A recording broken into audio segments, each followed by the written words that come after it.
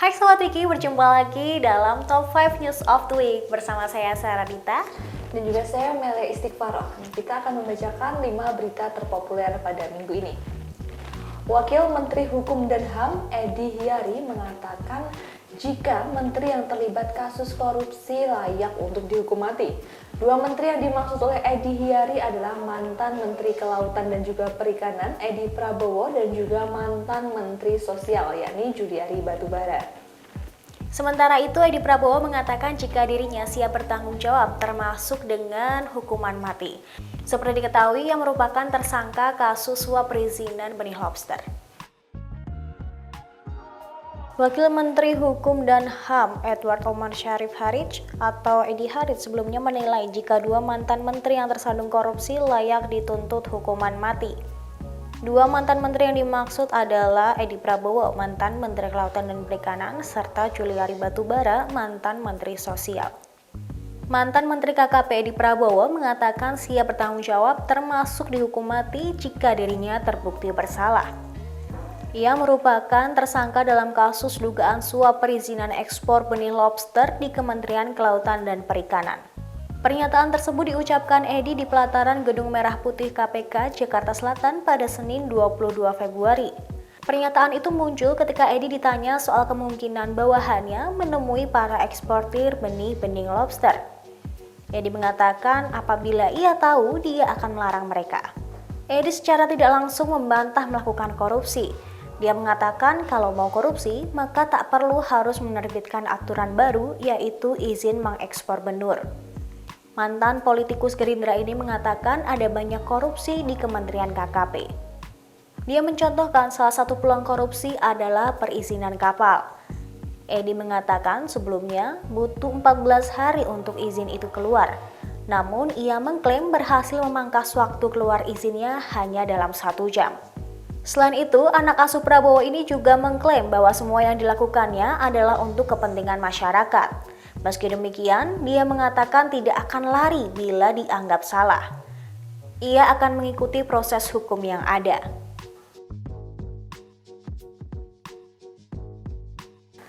Nah, di berita yang kedua ini ramai beredar kabar perselingkuhan antara Ayus Sabian dan juga vokalis band Nisa Sabian. Dan mereka ini tuh sebenarnya terlibat dalam satu band ya, Mel ya? Iya benar sekali, setelah diisukan berselingkuh, Ayus Sabian alias Ahmad Fairuz ini memberikan klarifikasinya. Dalam video yang diunggah mengenai klarifikasi ini, dia meminta maaf kepada pihak keluarga, terutama sang istri, dan dia ini Mel, statementnya ini mengundang banyak komentar netizen ya, dia mengaku khilaf Mel. Nah, meski mengaku khilaf, Ayus Sabian ini kabarnya sudah berselingkuh dengan Nisa Sabian selama 2 tahun. Ayus Sabian atau Ahmad Fairuz buka suara terkait isu perselingkuhannya dengan Nisa Sabian. Bahkan Ayus juga meminta maaf kepada sang istri dan keluarganya. Hal ini disampaikannya melalui video pendek. Ia meminta maaf kepada Riri Fairuz selaku istrinya dan juga keluarga soal isu perselingkuhan yang ramai menjadi konsumsi publik ini. Ayus si pentolan grup Gambus Sabian ini juga mengaku khilaf.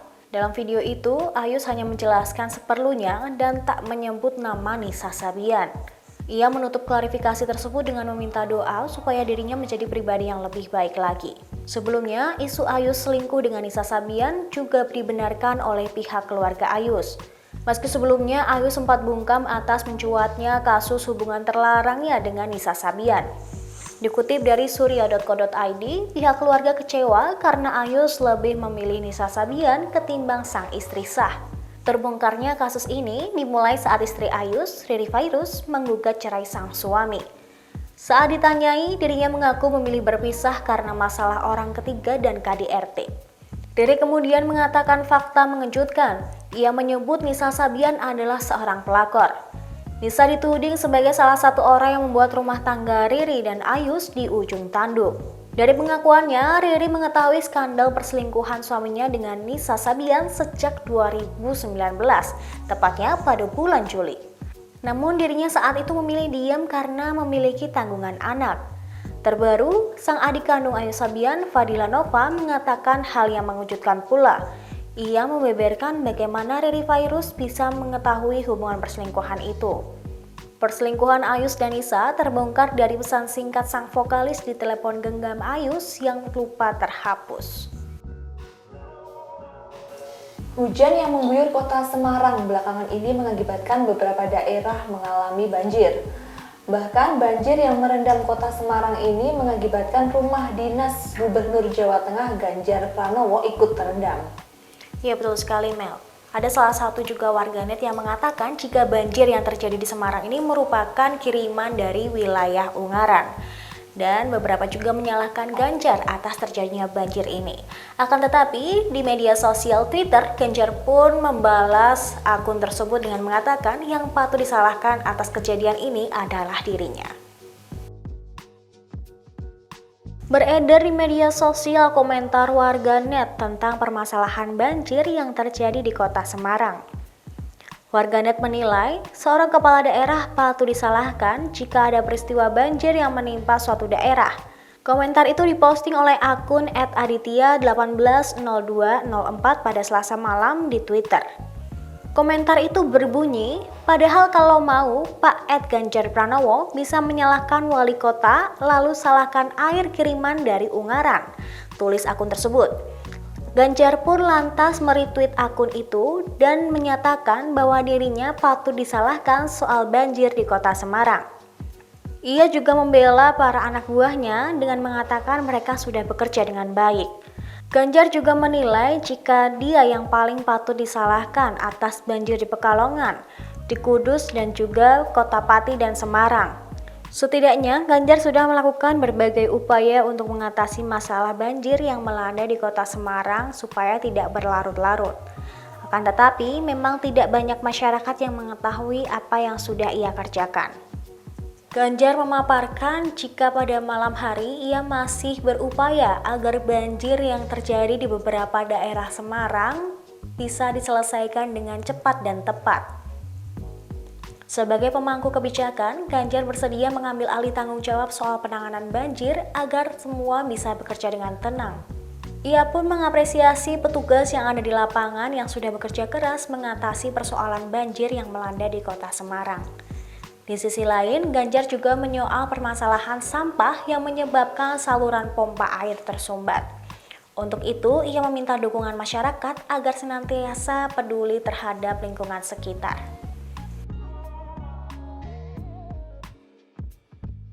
Polri menolak laporan soal kunjungan Presiden Joko Widodo di NTT beberapa waktu lalu yang menimbulkan kerumunan.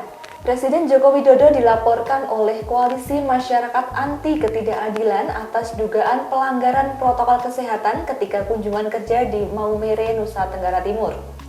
Salah satu anggota koalisi mengatakan jika Presiden Joko Widodo ini melanggar protokol kesehatan ketika pandemi COVID-19 dan juga menimbulkan kerumunan ketika pandemi.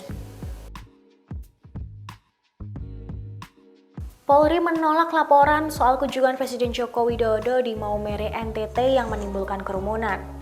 Diketahui Jokowi dilaporkan oleh Koalisi Masyarakat Anti Ketidakadilan atas dugaan pelanggaran protokol kesehatan dalam kunjungan kerja di Maumere. Salah seorang anggota koalisi bernama Kurnia berpendapat jika Jokowi telah melakukan tindak pidana pelanggaran kekarantinaan kesehatan karena menciptakan kerumunan saat pandemi COVID-19.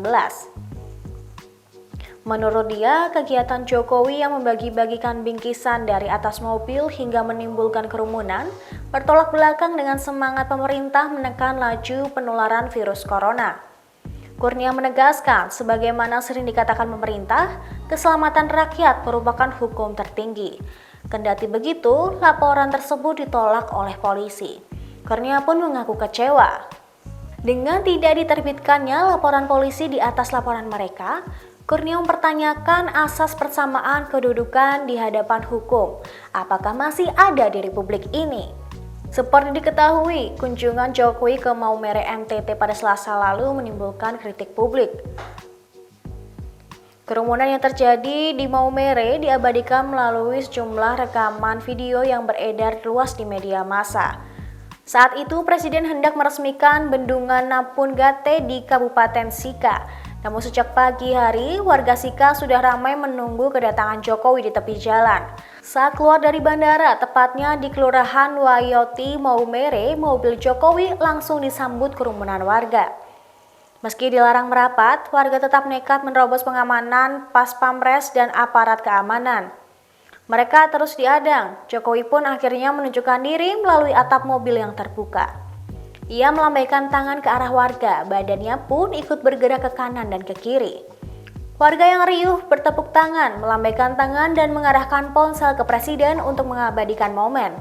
Meski memakai masker, warga saling berdesakan. Dari rekaman video yang beredar, terlihat tak ada jarak antar satu dan yang lain.